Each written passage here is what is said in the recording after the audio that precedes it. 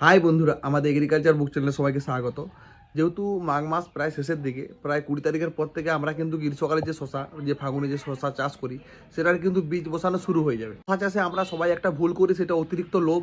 লোভটা কেমন? ধরুন, আমরা যে বীজটা জানি যে এই বীজটা খুব ভালো, আমরা কি করি সেই বীজটা পুরো জমিতে চাষ করে ফেলি।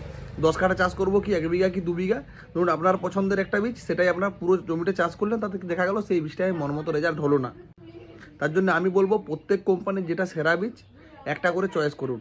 হয়তো দাসপুরের একটা নিলেন, উলুবেড়িয়ার একটা নিলেন, ভারত লক্ষ্মীর একটা নিলেন, দেশ সিরিজের একটা নিলেন, এরকম করে 5-6টা কোম্পানির একটা করে নিন। প্রত্যেক কোম্পানির একটা কি দুটো করে বীজ একসাথে মিশিয়ে লাগানোর চেষ্টা করুন, তাদের কিন্তু আপনার লাভ বেশি হবে। কী হবে, যারা ভালো তারা যে সবসময় ভালো হবে তার তো কোনো গ্যারান্টি নেই।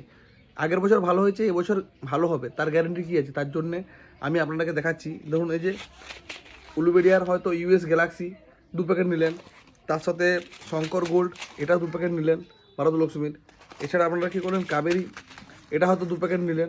এছাড়া AK-47 যে বীজটা রয়েছে এটা 2 প্যাকেট নিলেন। এরকমভাবে মিশিয়ে যদি চাষ করা যায়, তাতে কিন্তু আপনার লাভের সম্ভাবনাটাই বেশি।